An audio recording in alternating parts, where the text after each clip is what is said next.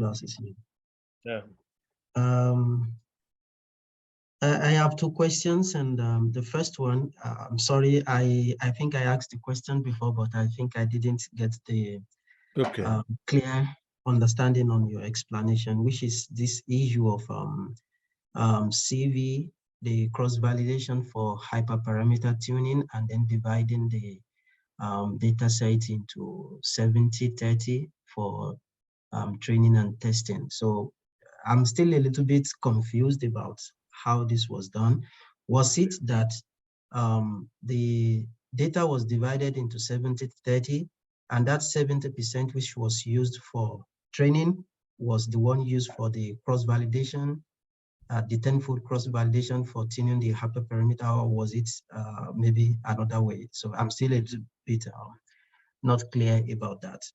And can I ask the second one, or? Okay. Yeah, you can go ahead. You can go ahead with the Thank you very much. No. The second one is about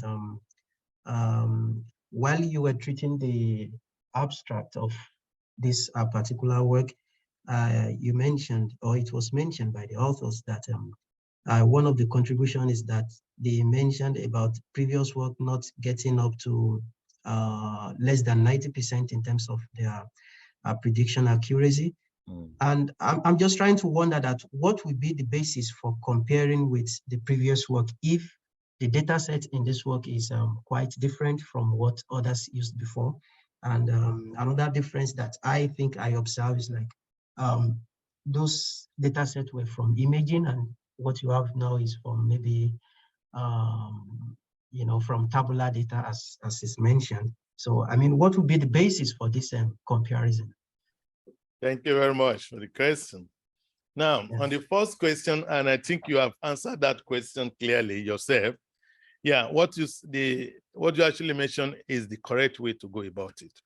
You see, it's always recommended to when you do hyperparameter optimization, yeah, you can use division into what we call holdout method, maybe 70-30. However, if you can use 70%, you take the 70% division for training. In the grid search, you now use this 70% as the basis for the hyperparameter optimization, which I think that was what you also mentioned.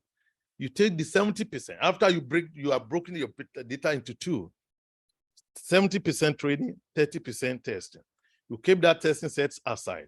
Then you use the 70%, which is the majority this time around. You use it in cross-validation.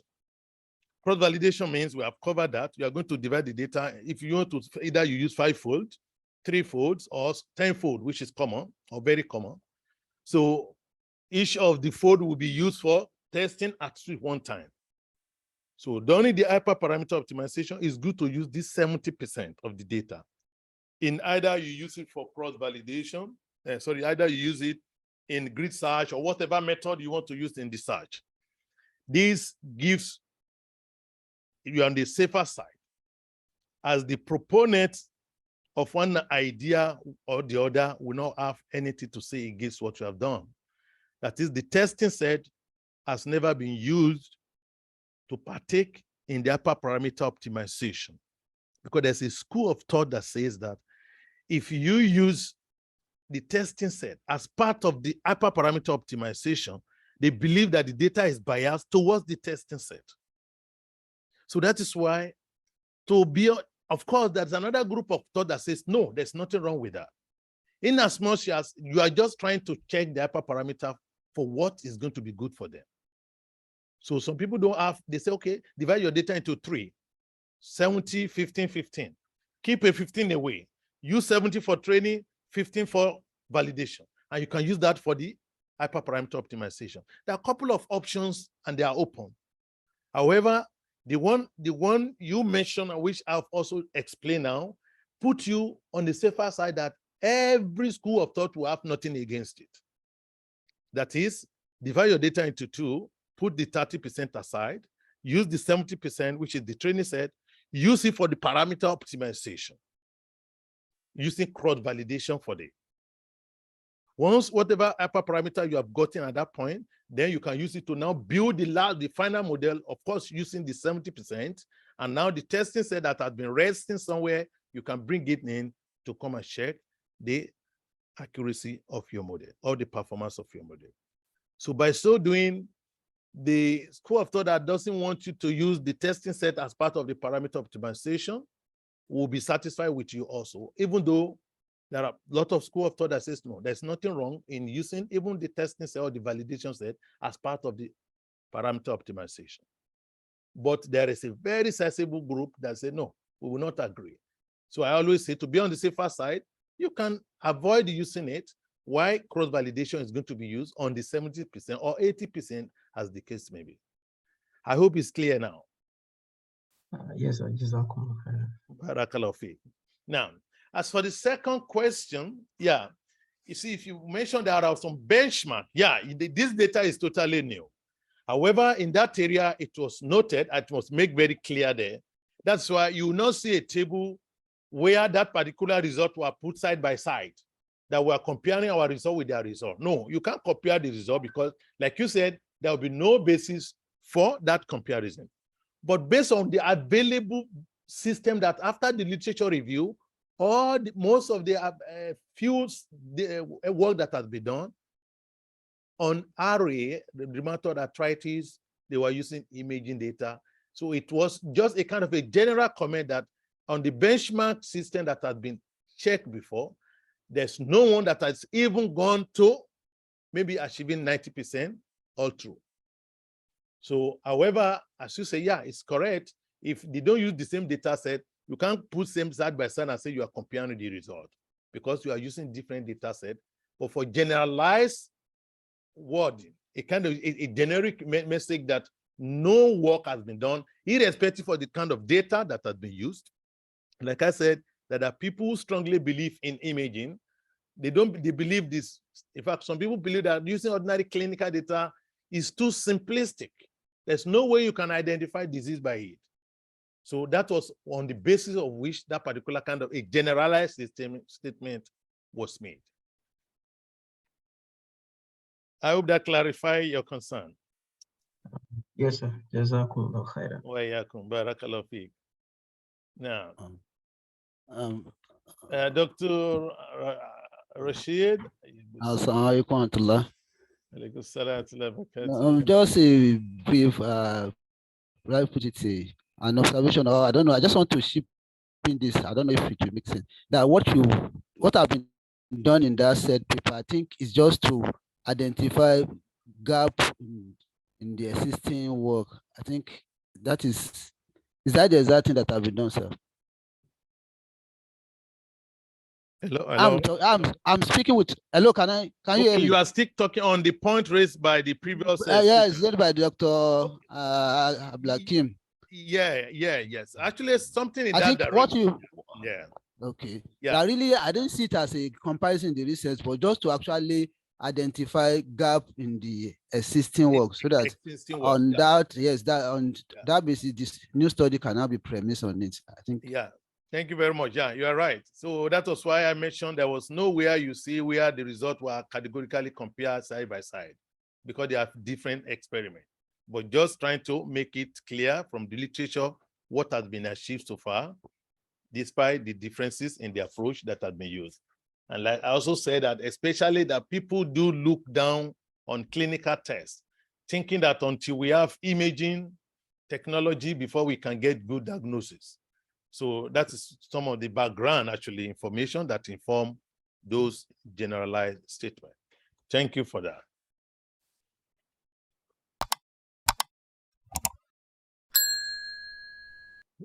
Mr. Usman Ismail or Dr. Usman Ismail, you are recognized. Good morning, Doctor, and thank you very much for the excellent presentation.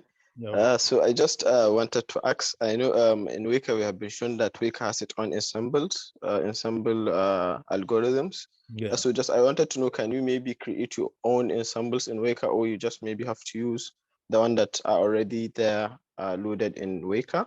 So that's what I want to know about. Okay, thank you very much for that. Yeah, I think we covered that one also earlier. So maybe someone can help us to point to one of our earlier videos where we actually demonstrated how to build ensemble in Weka. We have already made ensemble there, like Adabos, others. However, you can build your own, even this ensemble you see here, you can go and replicate it in the Weka environment. Just go to Weka, open SVM, set this cost to be 3, gamma to be 0.1, kernel to be this. For this particular data, if you have access to this data, you can easily reproduce this, even though this has been done in Python environment, you can reproduce it in Weka environment.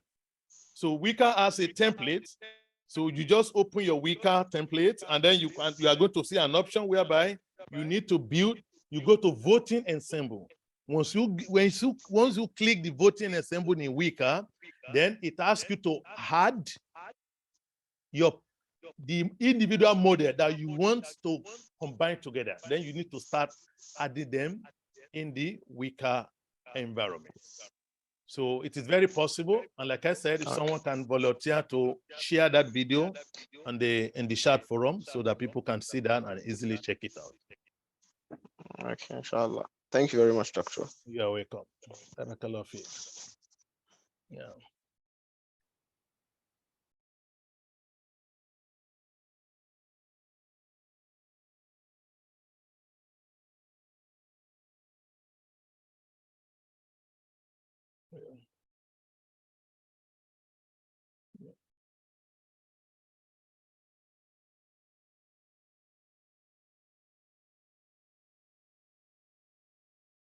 Yeah. Just following the previous, since it seems we have a few minutes more, so and there's no questioner, so let me use the opportunity to so answer that previous questioner in more detail. Let me demonstrate a little for us why we still refer you to further on the ensemble question just raised. This is Weka. We're going to open our favorite, yeah, you are going to see all the data sets, CSV. Yeah, this is our database data. So once the data is there, you can go to classifier. You can choose here. You are going to see meta classifier. So you're going to see meta classifier. You see, these are the input classifiers. You can see Adabos, additive regression, so many of them. So you have to go to voting here. We have stacking. We have a video also for stacking. Stacking is a special type of ensemble whereby you train several ones. You now use, instead of voting, because voting has its own challenges. Yeah, you got majority votes. Majority vote means everybody has one vote. You see, you assume everybody has one vote. But sometimes if you have a kind of a situation whereby the majority might be wrong, actually. So in some situation, we want to give credit. We want to give some credit to people who have more accuracy or better accuracy. So in that case, ordinary voting might not work. So we go to stacking, and so many other actually analysis we have done in our earlier videos. I strongly recommend we watch them out. So this is the voting. You can go to voting. You click voting. Now voting is ready to work. See, you just click here. You can build your classifier here. You can see here. So these are class for combining classifier now. So you can then start to set it up as the case may be. So now, let's say here, yeah, this is the voting option. You can, from the voting, you can set up whatever one you want. And it with the stacking, you can also set it up as the case may be. So you have to keep checking and then try to see that, okay, which one do I want to use? You set it up, you keep adding them until you add all the classifiers that you want to participate in your voting or stacking ensemble, as the case may be. Once you have added the necessary number of maybe individual model, then the system is ready to start working as the case may be. Once again, like I said, let us watch out for the earlier videos we've done on this. We've specifically described stacking and voting ensemble and how we can build it in Wicca from beginning to the end. So thank you all for listening, and this is what we are going to have for today. So until next week, inshallah, when we're good to meet. So I wish you all the best. So assalamu alaikum wa rahmatullahi wa barakatuh.